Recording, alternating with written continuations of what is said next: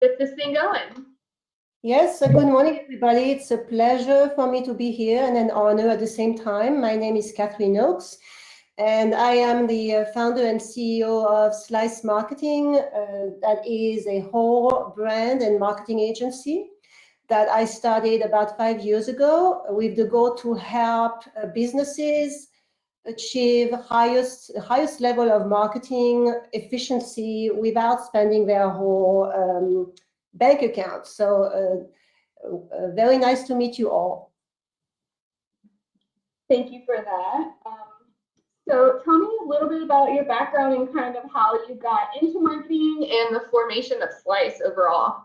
Yes, sure. Well, I'm originally from France, as you can hear in my voice. It's hard to hide. I was born in Grenoble, France, and I traveled the world for a long time, working for a lot of different companies in marketing and sales. I spent a lot of time in Asia Pacific. I lived in Hong Kong for a few years. I did a lot of work in Bahrain, Dubai, Saudi Arabia, Northern Africa, worked all over Europe for a variety of industries in the marketing and sales field, including a fashion industry, including big industrial parts, including industrial diamond as well. And I have an MBA in marketing, and I left France, thinking it was in about 1995, to travel. Went to the United States as well, and moved here in 1998 fully to become an American citizen. And when I came to the United States, my goal was to become a full-rounded marketer. So I learned everything about the internet, about graphic design, web design, which is what I did. And Sliice Marketing was launched about 5 years ago because I had been on the other side working with agencies, and I thought that agencies were charging a lot more money than I wanted to spend, and I did not see the results that I was expecting. So my mission was to assist small and larger size businesses create outstanding marketing strategies, but also create powerful brands so that they could deliver services to their own clients, but also make a big impact in the world at affordable prices. So that was my mission. That is still my mission. I am now focusing a lot more on solidifying brands because of the shift that has happened in the past year because of COVID, but I will be talking about this. But ultimately, I am here to assist impacting the world positively with a lot more authenticity and with a lot of integrity and ethics. You have a really cool background. Well, so with all of your traveling, kind of what was a few of your favorite projects and a few of your favorite locations that you had visited while you were working?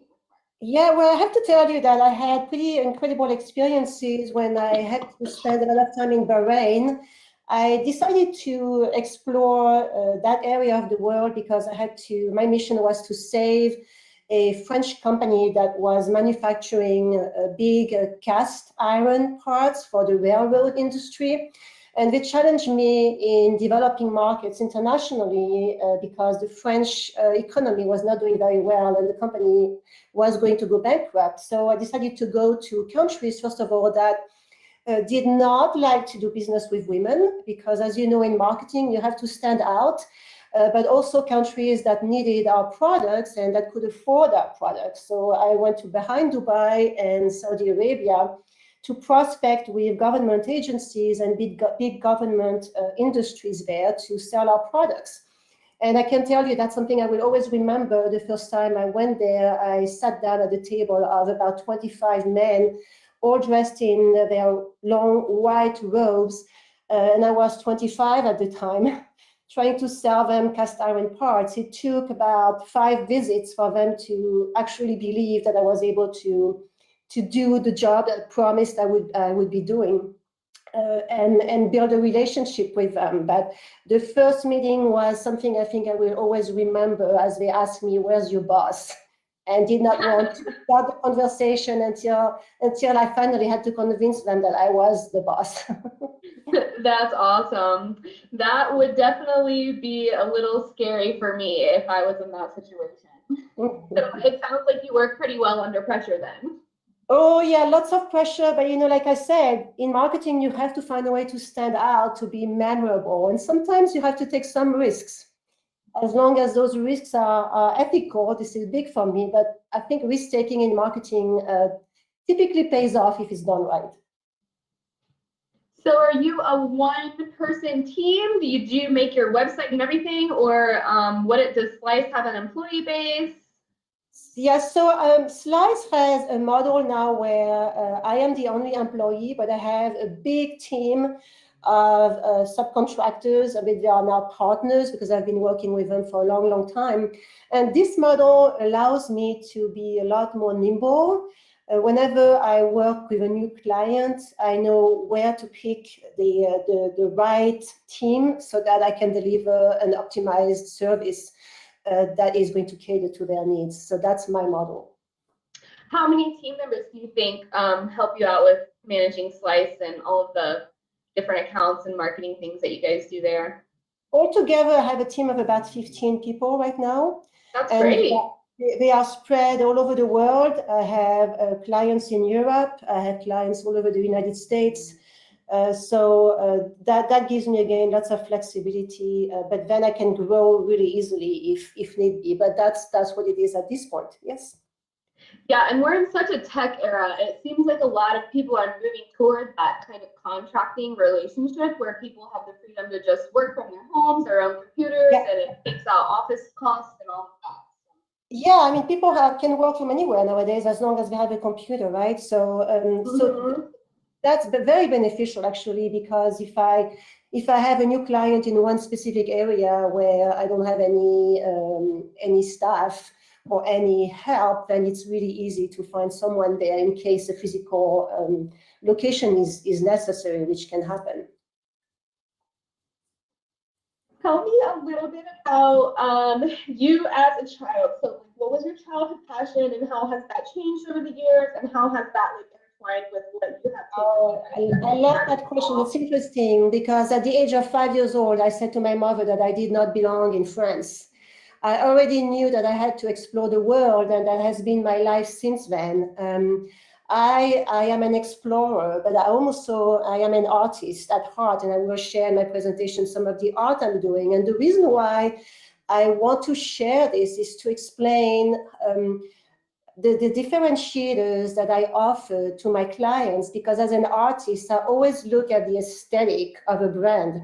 A brand is not just a logo. A brand is how we present ourselves to the world, how the world perceives us, but also, and most importantly, the graphic representation of what we are trying to express. So by being an artist myself, I am able to represent the words and the core communication points that I develop for my clients, so that we can build a holistic presentation that makes sense to their core audience.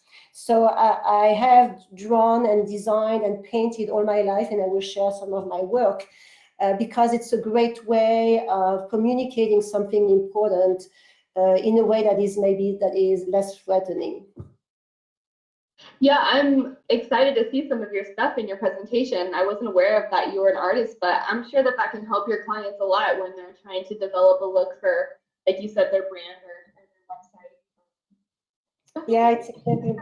I guess who or what gave you the inspiration to start Sliice? What gives me inspiration? I want to make a difference in the world. My goal, and I understand that more and more, and I'm doing this more and more, my goal is to inspire others to become their full self. A lot of people are scared of exploring what they know deep inside, that when they know who they are deep inside. So my goal is to help them explore their true self so that they can go after their dreams and build their freedom. And I've always been like that. What fulfills me when I work with someone is to see the results I'm bringing them, to see not only that they are growing their business, but that they are feeling the change in themselves so that they can themselves impact the world. a lot better than they would have otherwise. And that is what rewards me. This is why I do what I do. It's not just for the sake of designing something beautiful. It is for the sake of truly impacting others so that they can impact their own world and make a big positive difference in the world. That's a really great mission. Sounds like you're doing a lot more than just marketing. Well, yeah, marketing is just a tool. Marketing is allowing me to, first of all, connect with amazing people, but have that impact that I want to have, because we have to be there for others, especially now after COVID. There's a need for help out there. There's a cry for help out there. And this is what I want to do. And I can do it with marketing, but I can also do it by providing life coaching services, because, I'm not born yesterday and I've learned a lot. And this is why in my presentation, I speak about, I speak about personal branding too, because when you're a business owner, business leader, you have to understand yourself well in order to be able to use all your assets in your work. And when you bring those two together, it makes you a lot more powerful. So I always, when I spend time with my new clients, I ask hard questions so that I help them unveil the core essence of who they are, so that they can use that in their branding and in their communication, and add that in their marketing materials, and that's part of their overall vision. So it's again, I call it whole brand marketing, because it is wholesome. It is forcing my clients to look at the way the world sees them, or the way they want the world to see them, in a holistic fashion. Mm-hmm. Yeah, so I'm 26, and I feel like I didn't even have any kind of awareness or focus on self-growth maybe up until just 5 years ago. Like, I was always so hyper-focused on what am I going to do with my career, what's my 5-year plan, but it was never really about me. It was more of, where am I going, and that kind of thing. So I really think your message and your vision can help a lot of people in my age range who are just kind of finding out, like I said, that self-growth. You're right, Sarah. Obviously, your generation is a generation that I want to help more. But we have this type of questioning at any age. It can happen at the age of 50, it can happen at the age of 70, because it's never too late to reinvent oneself. Mm-hmm. Key is to set aside the fears, right? Sometimes we are forced to drastically change the way we live, the way we work, the way we think. Look at what just happened with COVID-19. Yeah, we have been forced to change everything we are, and we didn't have much time to get ready for that, did we? So yeah, that hit everybody pretty quickly. Yeah, and this is why this is my mission in life, is to provide a mirror to you, a mirror to people who are interested in progressing in their life, is interested in growing, and need somebody by their side to help them do so, because it's scary. It's not easy to do. It's a tough process, but it's a process that will generate incredible discoveries, incredible results, and that will impact everyone around you. Yeah, so tell me I want to hear about maybe something that has challenged you, or a negative experience or a failure along the way that at the time you were like, oh my gosh, this is terrible, but as you look back, you have maybe learned something or gained something from that experience. Oh, how much time do you have? Because I have lots of failures I can talk about. But I'm going to talk about one. Yeah, I'm going to talk about one that really was a very challenging one for me. Prior to Sliice, I built an agency. It was a digital agency called Image Base International, and it was in 2006 where I launched it. I was in Reno, Nevada then, and I was representing a French company that was selling digital media software. And we did very well. We grew the company the first year very well. The second year, I even had large corporations, including General Electric as a client, with great perspectives of growth. And then 2018 happened, and you can only imagine what happened there. 2008, not 2018. 2008 happened when the big economic crash fell onto us. And I got a call one after the other. My client called me and said, we cancel. I lost everything. I literally lost everything. I had bet everything on that company. I lost my home. I lost my company. I lost all my savings. The only thing I had not lost was my heart and my soul. But I can tell you at that moment, I found myself sitting on the floor of my living room, wondering if I was ever going to be able to get back up on my feet again. I wanted to be buried 10 feet under the ground because I was ashamed of failure, ashamed of not being able to predict what just happened. And that time really forced me to look deep inside and find strengths that I did not know I had. And what helped me lift myself up again was my belief in God. That's really inspirational.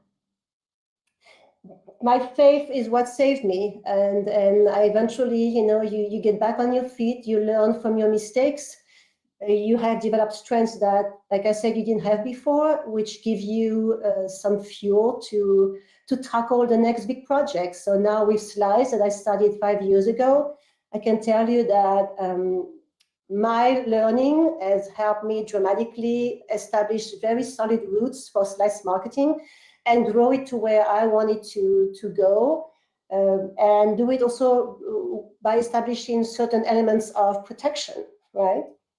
Okay. Yeah, thanks for sharing your story. Really appreciate that. So I'll just ask one more little fun question and then kind of let you take it away and go into your presentation. I'm excited to see what you have to show us in all of your art and what you're doing with your company. Sure. How did you come up with the name? And then I'll let you answer that and then kind of take it away. Yeah, no, well, I was looking for something unique, and my mission was to grow my clients' market Sliice, right? Got it. I thought Sliice would be perfect for this, and because Sliice with just an I was taken, I decided to add a second I and make it memorable so that it looks like the Google of the social media world, right? Sliice with 2 I's. That's the story. Sure. Yeah, I love that too. It didn't stop you or slow you down at all. You just said, I'm going to add another I and keep on going with the name I want. Well, yeah, exactly. So, I mean, that's something that's memorable too. Like I said, you have to be memorable, but it made sense because the goal is always to grow market shares, market slices. Awesome. Well, let's get into your presentation, and thank you for taking the time to answer all my interview questions. I had a lot of fun learning about you and looking forward to learning some more. Thank you, Ciara. It was great. Thank you. I'm sharing the screen now. Okay. And here you go. Please share your screen. Okay, can you see my screen? Yes. Perfect. Yep. All right, so like I said, Sliice is all about whole brand marketing, and by defining and finding your whole brand, we have to look deeply into what's inside your marketing, hence the question here. Okay, so I've given you a lot of information already during your question, Ciara, but here, just a quick summary of who I am. Like I said, it's an honor for me to be here. Today, I'm going to be speaking about how to build an authentic and actualized brand to meet new societal needs, because needs have changed. And I'm also going to talk about why it's so important that the process involves some personal branding, as the two of them have to mesh together for optimum results. So I love when sessions are interactive. I know we don't have too many participants today yet, but I love it when people ask questions. So don't hesitate to interrupt me and ask questions or make comments during my presentation. It makes it more interesting. So here quickly, like I said, I've already talked about this, some information about me. I immigrated to the US in 1998. I have an MBA in marketing. I'm a professor of international marketing. I speak several languages because I work with a lot of different companies over the world. I won my first company, ImageBase, won the best startup in Northern Nevada in 2000. Sorry, it's not 17, it's 2007. That's a typo here. I also made the first round at Shark Tank with a product I invented, Lampshade. So that was also an interesting experience. I wrote 3 books. one is underway. And my core values are authenticity, integrity, truth, care, faith, and positivity. That's important for me to live by those. My core beliefs is I believe in doing things righteously, to be in sync with spirit, not for individual gains, but for community gains. That's very important for me. And then my mission is to help individuals and companies uncover their whole self and find their truth so that they can find and build healthy, authentic communities and create freedom. So again, quick summary on me. Why is it important? Because this is how I do business. This is how I'm going to treat my clients. And these are always the end results that I have in mind when I start working on a new project. Okay, so quickly, here are my books. I'm not going to spend much time on this because I want to get into the subject matter, and they're all on Amazon. And here is my art. So I'm using some of my art. I use and I draw a lot of women's faces because I think that women are going to have a lot more power in the future. So here I'm drawing and trying to showcase various expressions of women that can unveil their power and future power. So this is why I paint women's faces. And again, why I'm sharing this is because I always have a very strong artistic eye when I build a brand or when I strengthen a brand or when I optimize some brand components for my clients. What are you using in your drawings? So these are all pastel. Let me go up, sorry. Sorry. These are all pastel colors that I use, but I paint with different medium. I do oil painting, but in this case, these are all pastel. Yeah. Awesome. Yeah. All right. So here's my favorite quote from Friedrich Nietzsche. He says, "If we possess our why of life, we can put up with almost any how." And I'm sure all of you are very familiar with Simon Sinek's Start with Why. He got it. He made that discovery or that realization a few years ago now, but it is so true because unless we understand our why and our purpose, it's really difficult to fully explore what we can do and how we can do it in life. So I love this quote. Okay, so let's start now about my true purpose. My true purpose is to actualize the essence of your brand so you stay relevant. Here are a few key words that I would like to emphasize. Actualizing your brand is very important because COVID has changed a lot of things, a lot of the ways that we live our lives and that we think. And because of that, needs have changed, and I'm going to address that in another slide. Our essential needs have changed and have evolved. And most of the time, the communication points, the value proposition that companies had before COVID has lost its relevancy. It needs to be revamped, it needs to be actualized, and it needs to be redeveloped so that it makes sense to your core audience, so that it resonates with your core audience. And here I'm showing a tree with roots because the actualization of your brand, creating the essence of your brand is really the roots of a tree.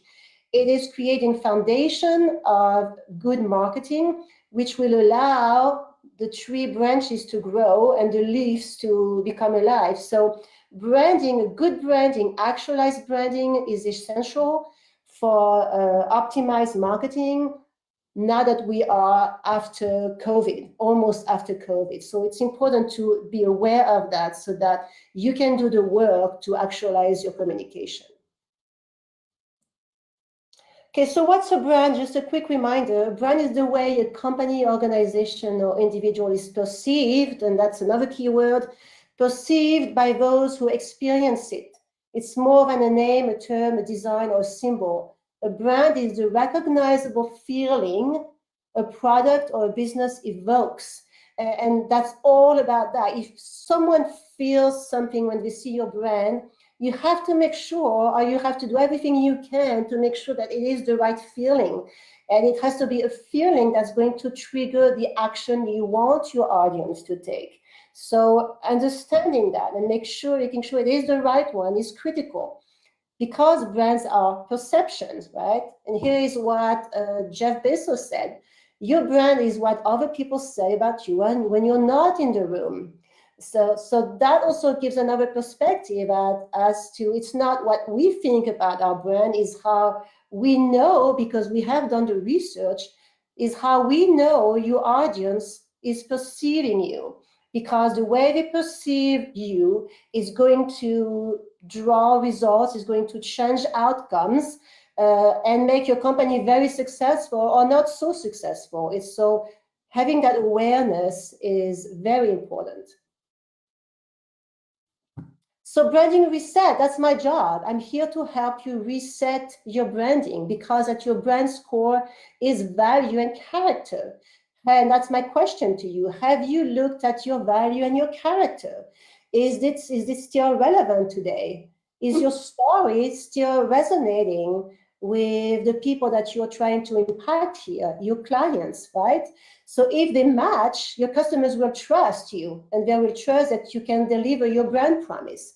And in marketing, trust is critical. If you cannot establish that trust, you're going to lose a lot of options and a lot of market shares, because there is a lack of syncing, between your value, your character, and what you actually offer to your clients.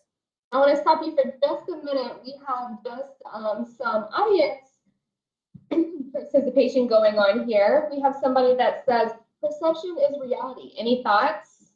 Say that again. Perception is reality. Any thoughts? Well, yeah, absolutely. Perception is reality. And that's the one thing that we have as a business owner. You have to accept it, because I'm seeing some people look at an analysis we do and recommendations, and they say, yeah, but this they don't understand it. It is not true. They are misunderstanding who we are. Well, if there is a misunderstanding, it's not their fault. It is our fault as marketers. So perception, because perception is reality, we have to ensure that we are creating the right perception. So absolutely. And then we also have another comment from same person in the audience: sell value and not price. Agreed. Would you agree with that statement? So Sierra, I can't hear you very well. Say that again. We have another comment from the audience that says sell value and not price. Would you agree with that? Yeah, sell on value, absolutely. That's what people want to see. You have to offer value, because if you offer value, price does not matter as much. Of course, you have to be competitive, but if your value proposition or the value of your product or service is higher and better than your competitors, guess what? People are going to spend the extra money, because then price is not as relevant, as critical. So absolutely. Awesome. Yeah, I encourage you guys to keep asking questions and keep putting comments in the box, and we can. Yeah, I love it. Thank you. Keep them coming. Okay, let's continue here. Okay, so here, the COVID-19 effect. So the virus has dramatically modified the way people think and act. It has created a need to reposition our marketing approach to meet psychological needs that have evolved. Our brain has been modified forever. And it's not me saying it, it's science proving it. I have many clients that are in that field and that know and that are using the knowledge that we have now to modify what they're doing so that it is more relevant to the world as it is now, because the world is now a changed society. And I'm sure a lot of you are very familiar with the Maslow hierarchy of needs. Our needs have changed. So there's a shift here that has occurred that we need to address in our marketing effort, in our communication effort. Needs before COVID, they were right there. Self-actualization at the very top. Everything was doing great. The businesses were booming. People were making money. They all had their homes. They were eating as much as they wanted to. They were spending money in clothing, traveling all over the world. That was the needs, the self-actualization. So communication in marketing had to address those needs, right? It's the desire to become the most that one can be. That then was efficient marketing. So where are we now? What would you say? I'd love to hear your feedback.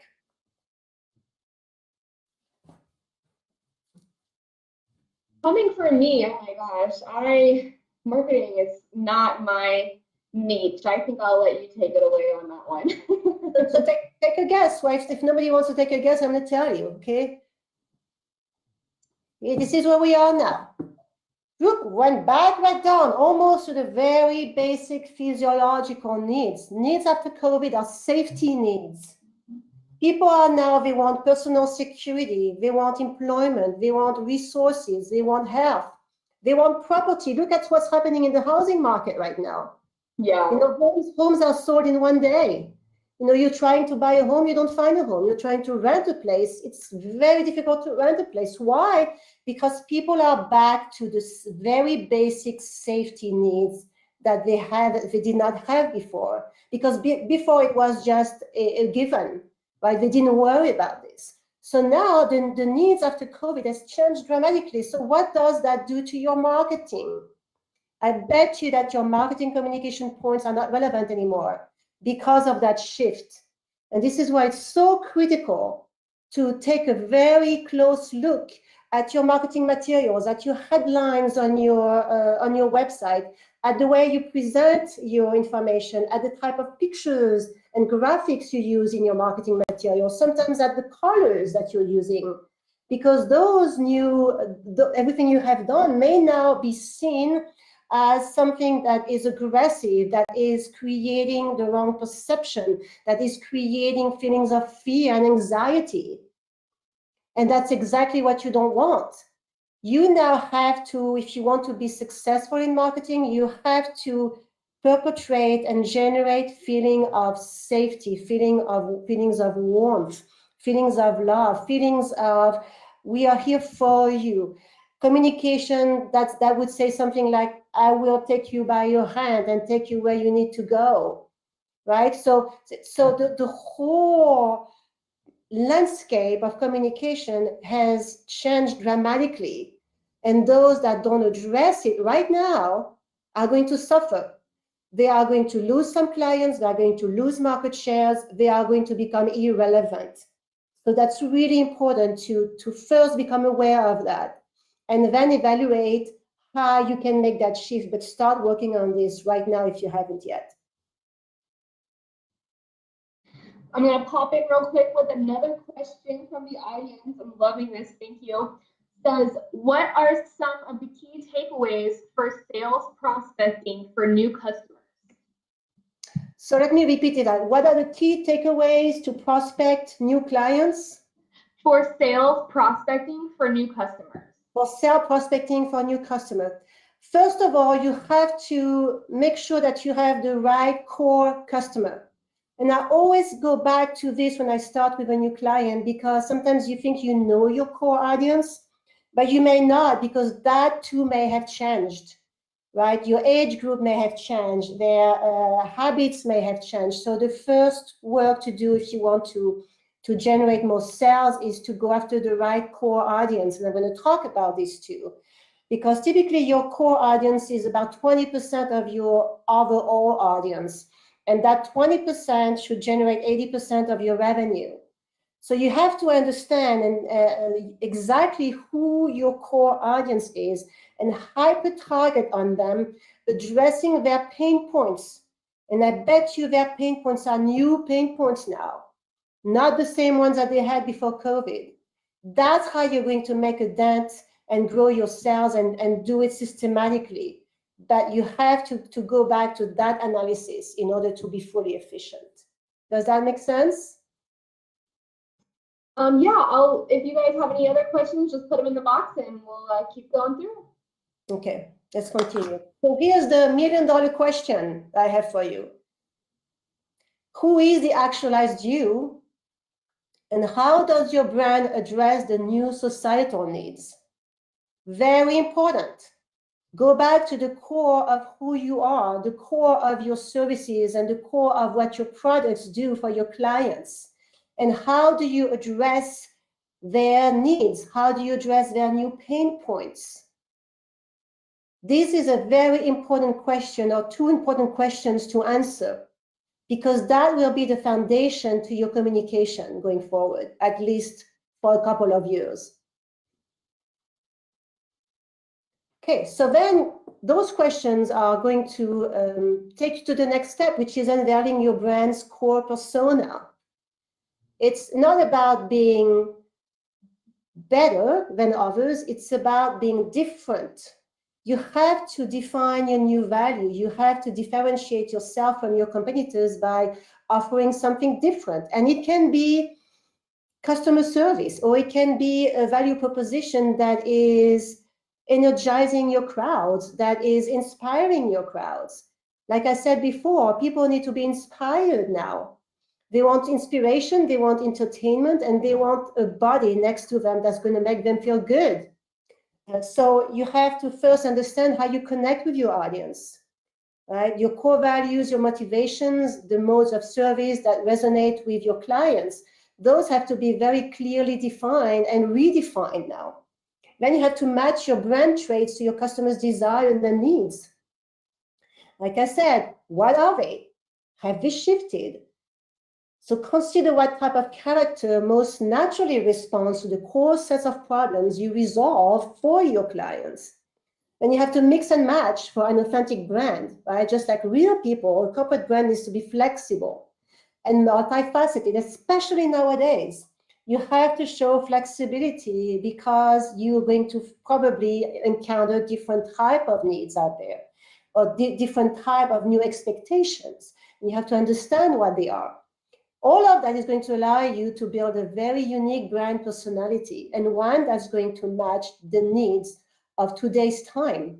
Right? The most traditional and classic example of a well-developed brand personality is a corporate mascot or a spokesperson, or a conceptual avatar. And that's another one, a great place to start. So these are just ideas, but key is to define those core components. And I don't know if you are all aware of what Sally Hogshead, who is a leading entity in the branding world, did, but she created the How to Fascinate. It's a personality test. I would highly encourage you to do it. It's going to give you some great insight on yourself as a business person, but yourself as just a person. And that information may help you in building a value proposition for your business or for the company that you work with. And that's going to make it very, very powerful, because it will be based on some of your core personality traits, that inevitably will be impacted or will impact the way you do business and the way you communicate. So I encourage you to take that test. You just go to howtofascinate.com. Take it, and you'll love the results. It's a fascinating process, and it's fun too. Okay, so here's something that Sally also developed, and that's something that I wanted to share with you, that I use at Sliice Marketing to define my clients' core values and brand positioning. Of course, we have lots of questions that we go over before we use that graph. But you can see here that graph, you have the primary advantages of the company here, and then you have the secondary advantages at the top. And those have been organized by Sally in 7 different sections. Your primary advantage as a company can be that you are an innovation, meaning you change the game with creativity. Or it can be passion, because you connect with emotion. Or it can be power, because you lead with command. Or prestige, because you earn respect with higher standards. Or trust, because trust is critical in your business and you build loyalty with consistency. Or you can be the mystique, where you communicate with substance. Or finally, you can be the alert, where you prevent problems with care. So our process and analysis help us determine who you are among those 7 qualificatives here, and determine what is your primary advantage. When we work on your secondary advantage, and for example, if your primary advantage is passion and your secondary advantage is prestige, you're going to be the talent, right? You're going to be expressive, stylish, and emotionally intelligent. Once we determine this, then we can start developing those key communication points in a style that will, again, cater to your audience. Right, so that's a chart I'm using, and we're using at Sliice Marketing to define your brand positioning, to define your brand core values. And that helped us create then content for your website, for your flyers, and content that's going to be meeting your core values, meeting your goals, and meeting what your clients are expecting from you, which is very important. So here are some details on those 7 categories, right? So for example, if you are in the innovation, Sally has discovered that. She has spent years analyzing all of this to come up with this graph. So this is a result of a lot of hard work from her. Innovation, you're creative, visionary, and entrepreneurial. You change the game. Who you are, you're creative, visionary, and entrepreneurial again. And how you fascinate, you invent creative solutions that tweak tradition, right? So she gives us here a roadmap to establish communication points that are going to be powerful and help us achieve our goals.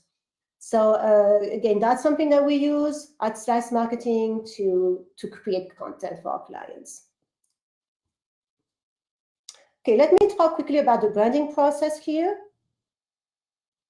Again, like I mentioned before, my goal is to help you identify your why, because without your why, you are not going to be as efficient as you could in your marketing efforts. And the goal is to define a clear expression of what your company is most passionate about. The reason why you get up every day, I want to know. I want to know as an individual, why do you get up every day? If you can't answer this very quickly, then you need to think about this, because it's a very important question to answer. What is your purpose for existing? Your purpose for existing may match the purpose of your company or the company that you work for, in which case, fantastic, right? It's a double hit here. What values does your business provide? Have you looked at this recently? Have you asked your clients? Ask them. You know, it's important to poll your clients on a regular basis to ask them how they see yourself, how they see your company, how they believe that you're helping them. You may get a lot of very valuable information from them that will motivate you to potentially tweak your messaging. What is your mission, right? What is not here? What is your beehive, right? The big, hairy, audacious goal. That's important to know where you want to go, not just on a short term, but in a long term, because that will help you establish strategies to get there. And again, strategies change. You know, when I hear people tell me, oh, we've created our vision, our mission 10 years ago, we know what our beehive is, we are good, it's been working up to now, we're not going to change it. Great, it's been working up to now, is it going to work going forward? No guarantee, right? So that mindset is a very dangerous mindset. You now have to be open-minded enough to be able to reevaluate everything you've done, even if you have been very successful, because the guarantee of you being successful going forward is gone. So open up your mind and reevaluate what you have. Then we work on your unique selling proposition. You know, the unique selling proposition, or USP, is really this differentiator. What will differentiate you from your competition? I want to know what do they do well, your competitors? Where do they fail? Again, that may change, that may have changed, or you may have lost some competitors last year, who knows? Or you may have some new entrants in the market, in which case you have to understand who they are so that you can compare your offerings, your service, your pricing with them, and come up with something that's going to put you forward and differentiate you from them in ways, again, that are going to be impacting your clients in the right way. So again, that's something to reevaluate, because the landscape has changed. And I use this little spreadsheet here typically when I do some competitive analysis, where I look at everything that your competitors are doing, the messages, the visuals, the quality of their products, how it is perceived. Again, it's perception here. And we understand perception because we look at their testimonials. What are the reviews? What are the mentions? You know, what type of marketing efforts are they focusing on? All of those answers are going to help you create some differentiators that will be actualized and that will be relevant. So that's a tool I'm using. Okay, then you have to outline the key benefits of your brand. Here's an example of Apple. The quality is clean design, the key benefit is easy to use, and the slogan is think different. So all of that has to be clear limpid in your company. And again, you have to address whether it is still relevant, whatever you have. We don't change slogans easily because it can impact results, right? I don't see Apple changing slogans right now. But in some cases, it is something that is necessary because the slogan potentially can become irrelevant, right? So something to always look at: what are the key benefits of your brand, and is your slogan still actual and relevant? How do you work with the client to kind of meet in the middle to make sure that their vision of their brand is being kind of reached, but also, you know what needs to be a part of it, it needs to go into it. How do you kind of do that to make everything piece together? So a lot of different things. We do an evaluation of the competition. We do an evaluation of the landscape. We look at what they do, what works. And then it has to be done with data too, right? I cannot tell my clients, I think that's the way you have to do it. We have to prove it with data. So there's research done that's going to give them enough information to have a realistic picture of where they're at now, or what the landscape is now, so that they can themselves come to the realization that an update may be needed or some slight changes may be needed. But they have to come up with that realization with the information that we provide them. Okay, thank you. Mm-hmm. Okay, so here's another canvas I'm sure some of you are very aware of. It's called the value proposition canvas that we use as well, and that's something that we present our clients as well to show them where they stand in the marketplace. What are the gains? And the gains, this is from a customer standpoint, right? How do your clients gain from your service and products? What are their pain points? And then you define here the customer job. What does your customer have to do with the products and services that you offer them? Once you define the gain, the pains, and their jobs, you can now come up with pain relievers. The pain relievers are really the base of or should be at least, the base of your communication. You have to address pain points. That's what matters to your clients. They don't want to know whether you are the most handsome one, the smartest person on earth, or that you own the most beautiful car on the planet. They don't care about that. They care about how you can solve their problems. So identifying the key pain relievers of your core audience is going to be dramatically impacting your results. Gain creators, if they use your products or services, how are they going to gain from it? That needs to be clearly defined as well, and that also has to be part of your communication points. And then their products and services, here you have to look at that and how you can leverage their products and services and improve them thanks to your services and products. So that's a great tool that we use all the time to come up with those key communication points, with those differentiators that are going to be relevant to your audience and that are going to create the right call to action, right? Whether it's calling someone, whether it's making a sales online, whether it's having a webinar. These are key communication points that will address what they need when they need it. Okay, here's another principle that we use all the time, and I did mention it before, the Pareto Principle, which is 20% of your clients typically are going to bring you 80% of your revenue. And the Pareto Principle can be used for a lot of different reasons, right? It can be used for 80% of 20% of what you eat is going to create 80% of your health. That's something that you can use for a lot of different reasons. But it is typically true. So this is why your message should be hyper-focusing on those 20% because they are your core audience. What's really important to understand here is that you cannot be everything to everyone. Or if you try to be the jack of all trades, your message is going to be diluted and it's not going to be efficient. Your message needs to be hyper-targeted to your audience.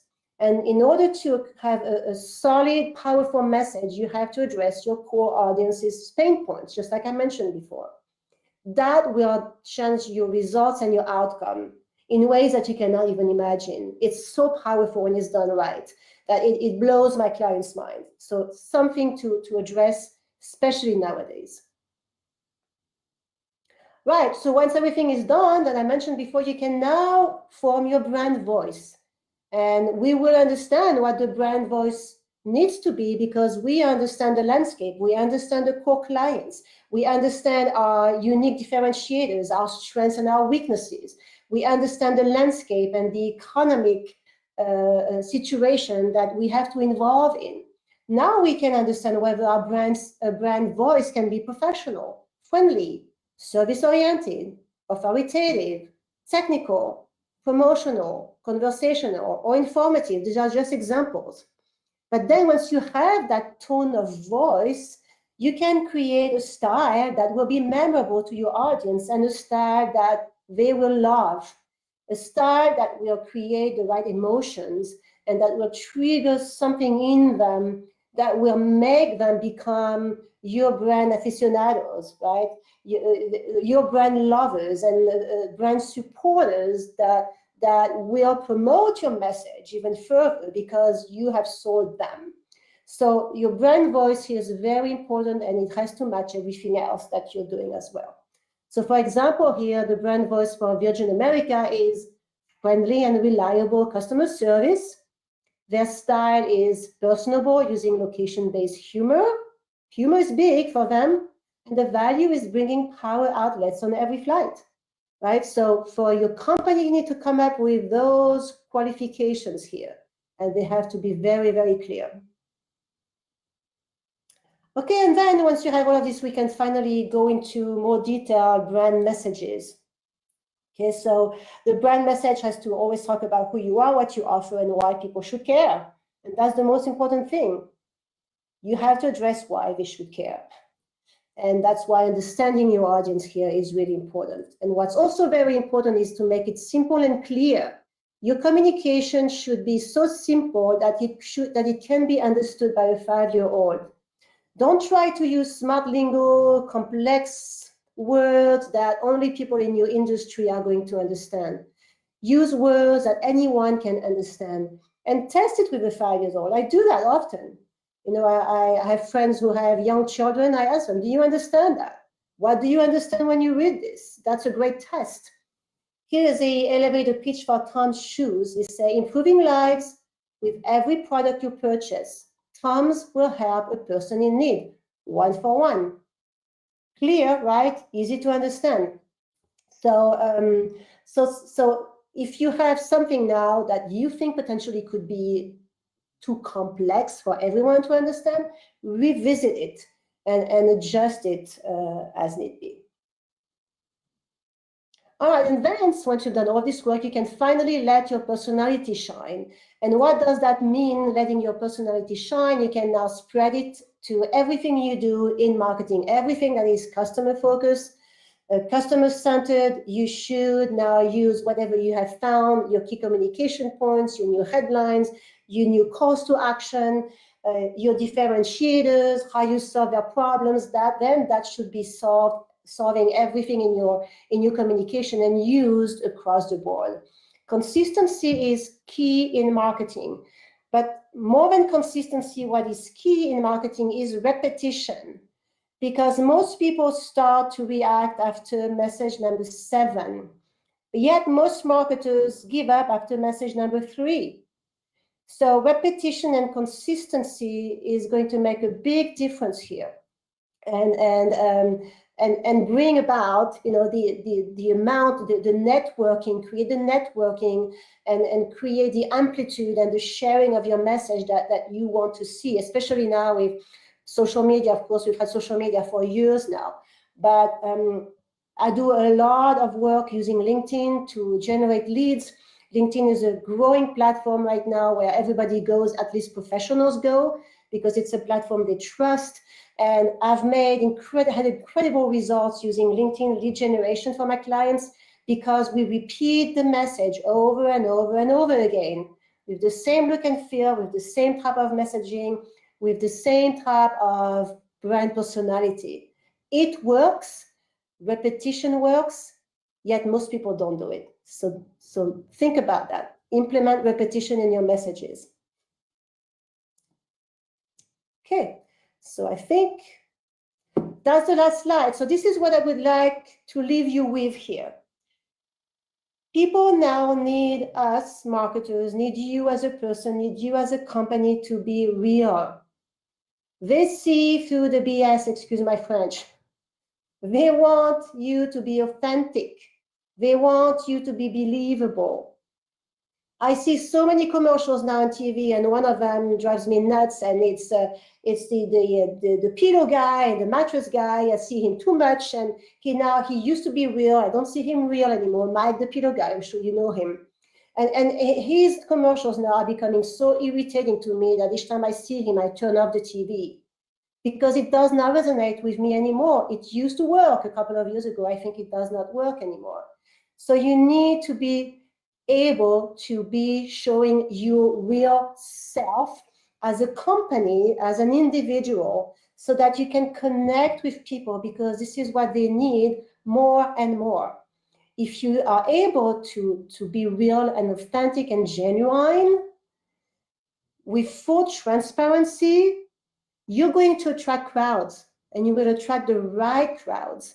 And that's going to generate a huge effect on your sales, on your network growth, and on your believability as a company or as an individual.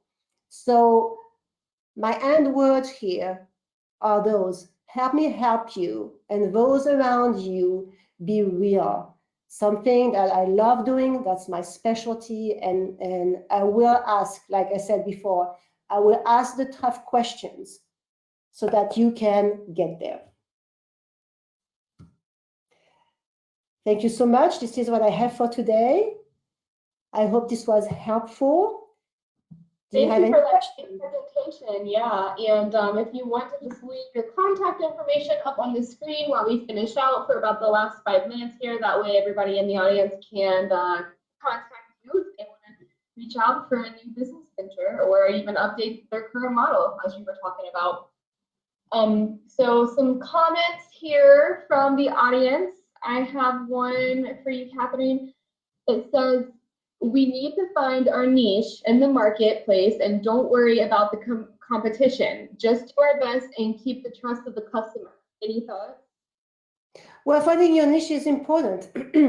And yeah, I mean, that's one point of view that I can respect. I still believe, though, that it's important to know what the competition is doing.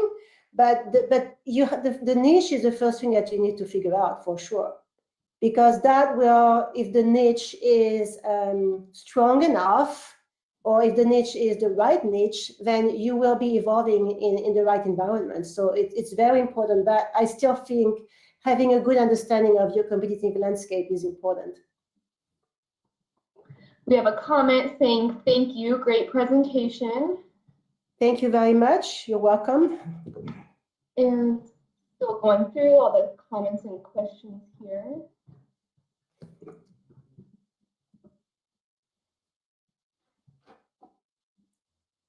Looks like we've covered everything, so I guess we'll just end it on that and leave it on that. And thank you, everybody who's been a part of this today. And maybe if you're interested, we can do something like this again in the future. Yeah, that would be great. Thank you very much, everyone. I wish I had my video work, but it was a pleasure to be here today. Awesome. Good having you. Thank you, and you have a great weekend. Likewise. Take care. Bye-bye.